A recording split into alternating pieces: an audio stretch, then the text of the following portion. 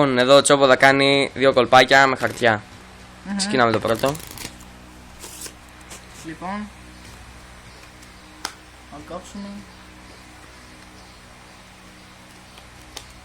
Θα ξανακόψουμε. Λοιπόν, έχουμε μια κανονική τράπουλα που θα ανακατέψουμε καλά και θα κόψουμε. Άλεξ, πες μου που θες το πρέ, όπου θες. Stop. Εδώ. Ναι. Πάρε το χαρτί και δες το. Δείξε την κάμερα. Οκ. Ναι. Λοιπόν, βάλ το όπου θες μέσα, ρε. Όπα, κουρέλα.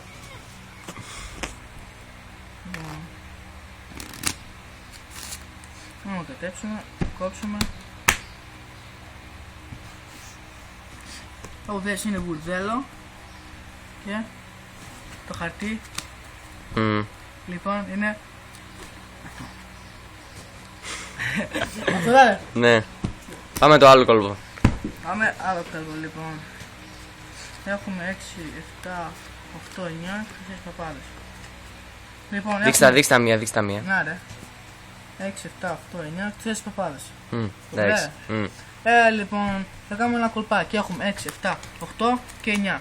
Θα βάλουμε 9, 8 και 7 και το 6 το βάλουμε πάνω στους άσους. Τώρα το 6 το βάλουμε στη δεύτερη θέση, ρε. Θα το πιέσουμε μέσα και άμα το κουνήσουμε θα δούμε πως ξαφνικά το 6 ήρθε πάνω. Έχουμε λοιπόν τους 4 άσους, θα πάρουμε τώρα το 7 έρθει, θα το βάλουμε στην τρίτη θέση, ρε. Και άμα κουνήσουμε, κάνουμε, τραγουδήσουμε, να δεις το 7 ήρθε πάνω. Λοιπόν, έχουμε 1, 2, 3, 4 άσους. Αν πάρουμε το 8 και το βάλουμε στην τέταρτη θέση, στην πρώτη τελευταία, και κάνουμε, το 8 ήρθε πάνω. Λοιπόν, έχουμε 1, 2, 3, 4 φύλλα. Και συγκεκριμένα τους 4 φυσικά αγαπημένους μας άσους.